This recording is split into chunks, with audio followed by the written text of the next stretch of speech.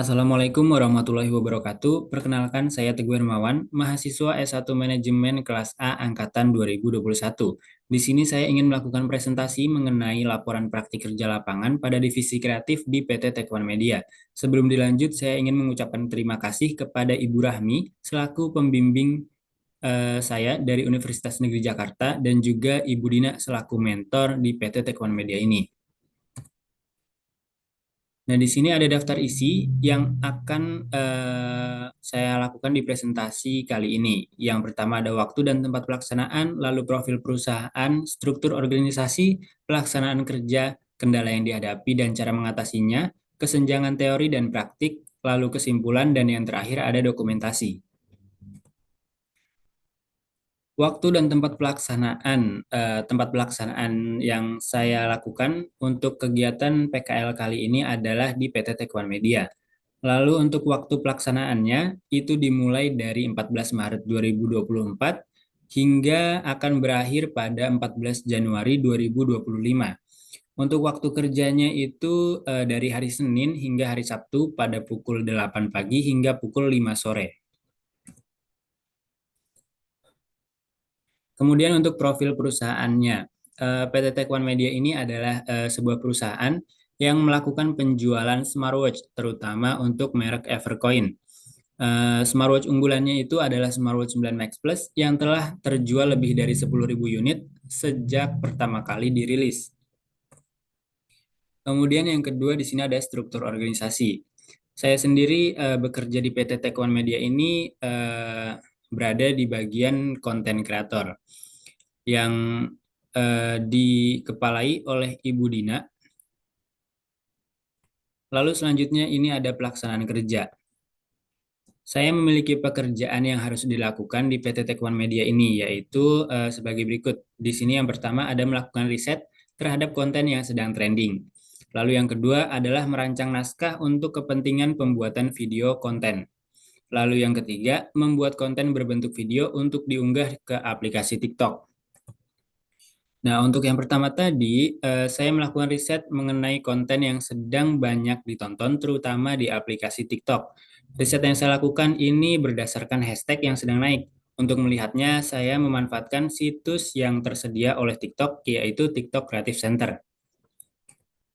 Kemudian untuk merancang naskah konten, itu merupakan hasil dari riset yang telah saya lakukan, yang kemudian akan saya olah menjadi sebuah konten.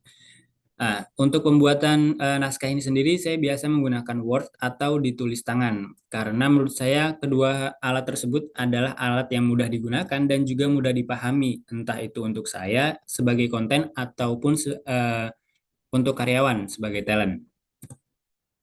Kemudian yang ketiga, membuat konten video untuk TikTok. Membuat konten ini saya lakukan setelah riset dan juga pembuatan naskah telah saya lakukan. Karena hal itu akan memudahkan saya untuk menghasilkan konten yang berkualitas dan juga sesuai dengan keinginan perusahaan. Saya setiap membuat konten itu menggunakan karyawan lain sebagai talent sesuai dengan kebutuhan konten saya. Kemudian yang selanjutnya kendala yang dihadapi dan cara menghadapinya. Kendala yang pertama ini saya pribadi mengalami kesulitan dalam memahami produk yang dijual oleh PT Tekwan Media karena setiap produk memiliki nama, fitur, dan warna yang bervariasi. Nah, cara menghadapinya itu saya rajin-rajin membaca rangkuman pengetahuan yang telah diberikan oleh mentor saya tentang produk yang dijual di PT Tekwan Media.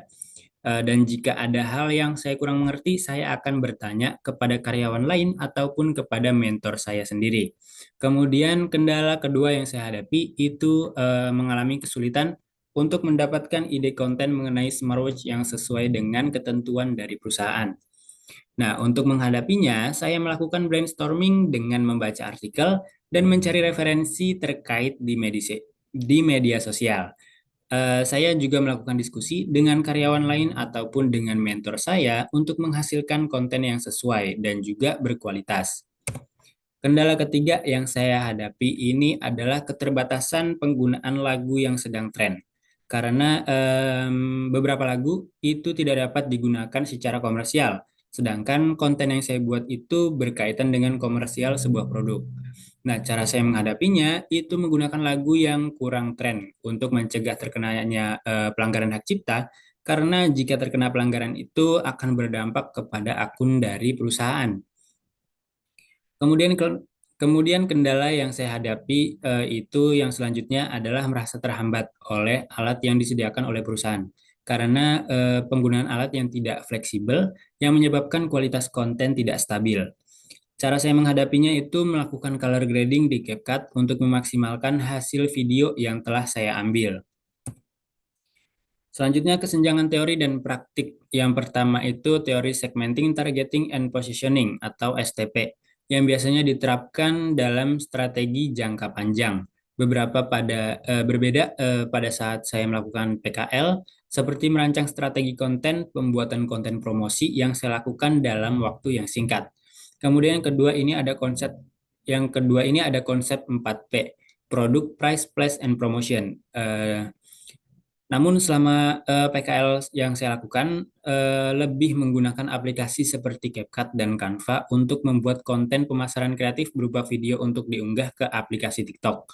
Kemudian yang selanjutnya ini pada mata kuliah manajemen merek dan perilaku konsumen, saya membuat video podcast dan penulisan naskahnya bersama dengan kelompok saya. Dan selama pelaksanaan PKL ini, saya telah menerapkan pengetahuan yang saya dapat dari tugas tersebut yang dapat mempermudah saya dalam melaksanakan pekerjaan. Selanjutnya ini ada kesimpulan. Merancang konten TikTok yang efektif mengenai smartwatch merek Evercoin di PT Tekuan Media. Kemudian melakukan riset terhadap tren video di TikTok untuk merancang konten yang sesuai. Menerapkan teori STP dan 4P dengan fokus kepada mendesain konten promosi dan edukasi mengenai smartwatch. Kemudian menerapkan pengetahuan yang didapat dari perkuliahan ke pekerjaan yang dilakukan untuk menarik calon konsumen dan menjaga hubungan baik dengan audiens.